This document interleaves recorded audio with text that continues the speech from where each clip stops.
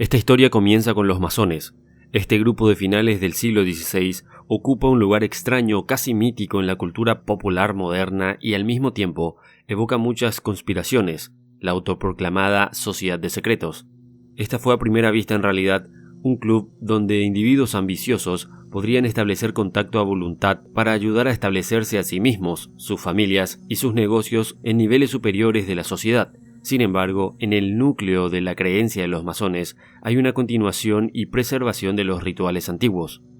¿De dónde provienen estos rituales? Es una pregunta fundamental para cualquier investigación de este tipo en estos tiempos. En el corazón de la masonería se encuentran los igualmente misteriosos Padres Soldados de Cristo y el Templo de Salomón, o como se los conoce más comúnmente, los Caballeros Templarios.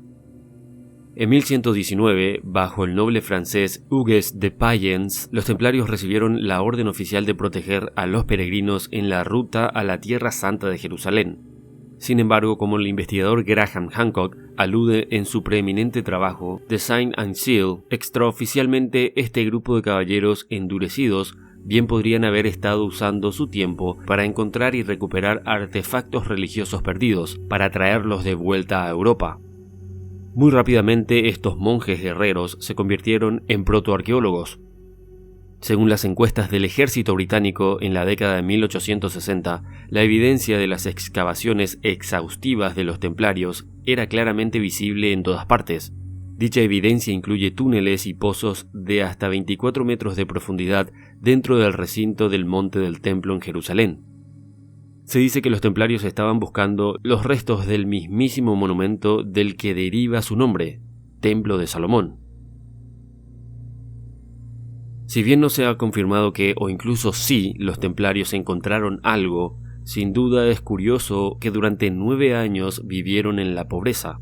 Pero tan pronto como terminó su excavación, fueron repentinamente ricos y muy rápidamente los rumores de extraños rituales comenzaron a circular. Estas nuevas tradiciones templarias definitivamente extrañas llevaron a algunos a creer que los templarios de hecho encontraron pergaminos antiguos, posiblemente conduciendo a tiempos prejudaicos. Es a partir de estas historias que se generaron los rituales masónicos.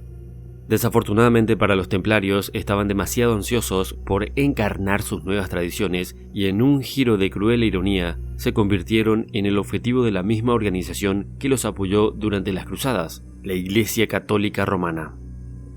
Esto hizo que los últimos miembros conocidos de los templarios fueran quemados en las hogueras en 1312, mientras que su culto se desvaneció lentamente en la oscuridad de la historia medieval. La más antigua de estas tradiciones incrustadas centrales, según los investigadores Knight y Lomas, quienes se convirtieron en masones en parte para ayudar a su propia búsqueda personal de comprender nuestro pasado, centrarse en las metáforas astronómicas y el simbolismo cósmico. Tanto Knight como Lomas creían en los rituales templarios que encontraron personalmente durante sus años de membresía. Ellos creían que los orígenes de estos rituales radicaban en la cultura neolítica europea extremadamente misteriosa. El libro de Hiram, escrito por Knight y Lomas en el 2004, se centra en los constructores megalíticos del periodo neolítico, hace 12.000 a 4.000 años, cuyo trabajo directo incluye el Stonehenge de renombre mundial en Wiltshire, Inglaterra, Newgrange en el valle de Boyne, Irlanda, y el anillo de Brodgar, en Escocia. Amplia evidencia muestra que los constructores neolíticos fueron extremadamente activos alrededor de los márgenes del mar de Irlanda hace más de 5.500 años. Estos pueblos neolíticos también son conocidos como los pueblos acanalados, llamados así por su estilo único de cerámica ranurada. Estas personas probablemente fueron las responsables de los magníficos centros de cultura que florecieron en lugares como las Islas Orcadas de Escocia, en sitios como Skara y Maeshowe, que datan de al menos 3.200 años antes de Cristo. Buscando su teoría de las alineaciones de las estructuras megalíticas con los equinoccios y solsticios, el editor de principios del siglo XX de la prestigiosa revista Nature, Sir Norman Lovekear, creía que Skara Brae y potencialmente otras áreas del archipiélago de la Orcada situadas en el extremo más septentrional de Escocia eran los 4 para los sacerdotes astrónomos en formación. Por supuesto, como la mayoría de los que empujan los límites de lo que sabemos que es verdad, Lovekear fue ridiculizado por sus colegas académicos. Sin embargo, desde entonces se ha demostrado que tenía razón. Otros sitios megalíticos, incluidos Avebury, Newgrange y Stonehenge, también pudieron haber tenido propósitos similares, actuando como antiguas escuelas donde la astronomía podría haberse transmitido. Además, la naturaleza megalítica de estos sitios apunta al hecho de que los arquitectos, los pueblos acanalados, eran extremadamente hábiles para mover y colocar con precisión piedras extremadamente grandes, por ejemplo, la piedra Sarsen en Stonehenge, que pesa más de 25 toneladas, o 50.000 libras. Knight y Lomas teorizan que, dada la concentración de estructuras megalíticas en Orkney, parece razonable suponer que incluso ciertos sitios megalíticos, incluido Skara Brae, podrían haber sido una especie de universidad neolítica. Surgen similitudes entre las teorías de Lovekear, Knight y Lomas sobre el uso de estos sitios europeos, que son similares a las teorías del arqueólogo alemán Klaus Schmidt.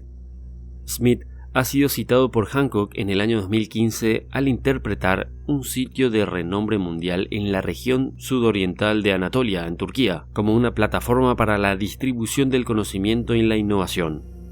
Curiosamente, como veremos ahora, este sitio presenta las mismas características que sus homólogos europeos y mucho más.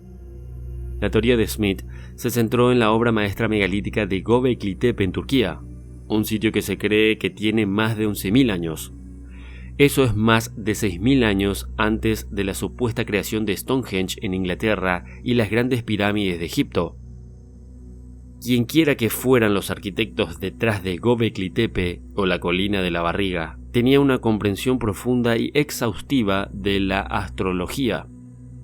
A través del trabajo de investigación como Graham Hancock en el 2015 y el profesor Martin Sweetman y Dimitrios Sikritis en 2017, se han hecho evidente que no solo el sitio está astronómicamente alineado, sino que el pilar 43 muy probablemente se refiere a la fecha 10.950 a.C.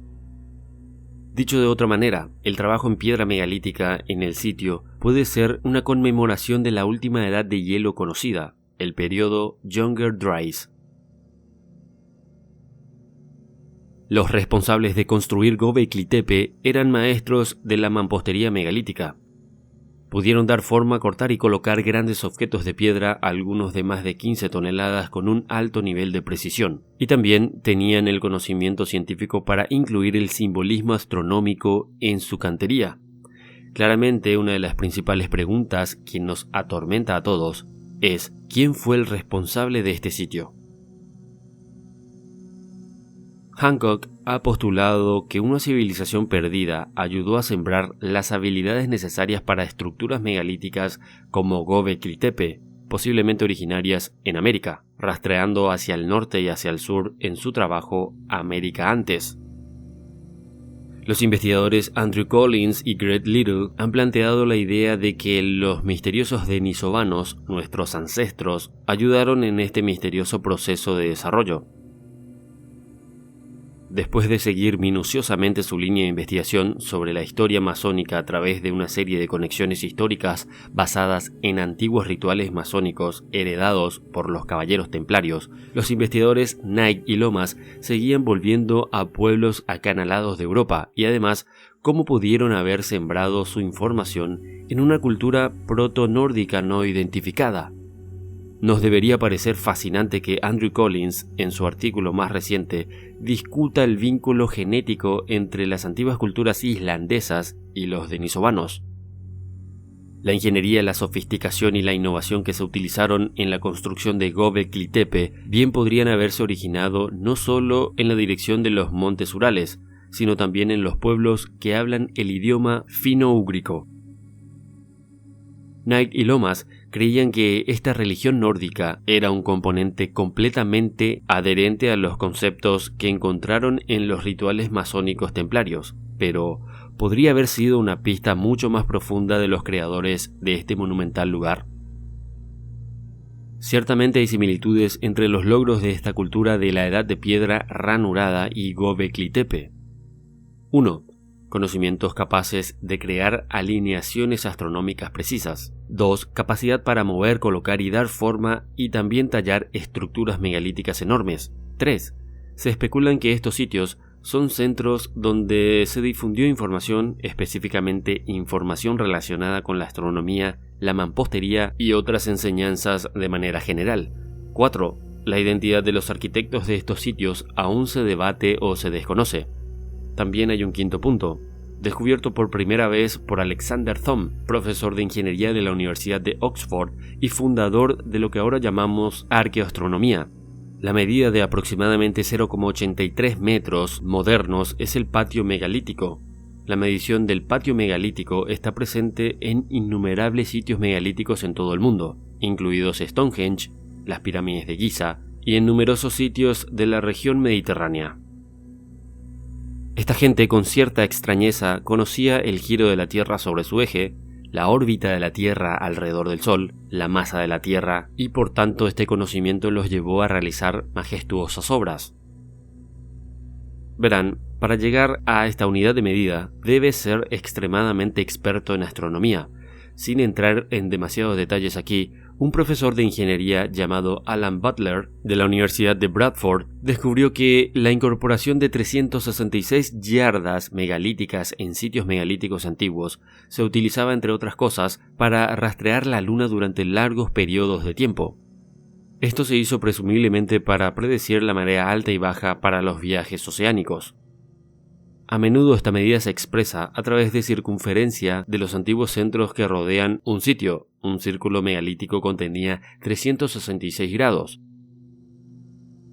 Con esto en mente, debemos dirigir nuestra atención al este. A través de un documento de denominación del Patrimonio Mundial de la UNESCO, sabemos que el montículo artificial en el que se encuentra Göbekli Tepe tiene un diámetro de 300 metros, y esto nos lleva a deslumbrar grandes números. La respuesta fue 362 yardas, una diferencia de menos de 4 yardas megalíticas al 366 de uso común. Ciertamente es especulativo, pero la diferencia de 4 yardas megalíticas, o sea, alrededor de 3,32 metros modernos o 10,9 pies, podría explicarse simplemente por una inexactitud en la original medición del diámetro de indicación de Göbekli Tepe. Si Göbekli Tepe se construyó utilizando el parámetro de patio megalítico de 366, esto sugeriría que esta unidad de medida existía en el fin de la última edad de hielo. Esto ciertamente respalda el nuevo enlace genético de Denisovan, porque esta medida es la más utilizada alrededor de las Islas Británicas. El ADN denisovano está registrado entre finlandeses e islandeses, pero también la tecnología perdida de los denisovanos se puede encontrar especialmente con respecto a los monumentos donde una vez estuvo la antigua masa continental de Doggerland y los que se verán hasta hoy en el continente Orkney. La idea de que el templo original de Salomón pudo haberse inspirado en observaciones astronómicas y mediciones megalíticas originales en la cultura europea de almacenes acanalados, que ahora entendemos que pueden estar relacionados con los creadores de Göbekli Tepe a través de un enlace genético de Denisovan, entonces es completamente posible que si los templarios realmente hubieran descubierto pergaminos debajo de los cimientos originales del monte del templo, esta información podría contener pistas sobre qué cultura progenitora había sembrado la información necesaria para los enigmáticos sitios megalíticos que vemos en todo el mundo. A la luz de las nuevas pruebas, junto con investigaciones anteriores, se han revelado algunas cosas muy interesantes, especialmente con respecto a la noción de que los primeros rituales fundacionales de los templos pueden haberse basado en la misma cultura que fueron milenariamente entrelazados con el cambio del paradigma Göbekli Tepe y sus misteriosos arquitectos. Descubrir si los caballeros templarios realmente encontraron algo debajo de Jerusalén puede ser imperativo para comprender no solo a Göbekli Tepe, sino también a la prehistoria humana en general. Solo podemos seguir las pistas hasta donde nos lleven, y tendremos que ser pacientes y persistentes, esto para obtener nuestras propias respuestas al final. ¿Qué te pareció el vídeo? Pon lo que piensas en los comentarios. Muchas gracias y hasta pronto.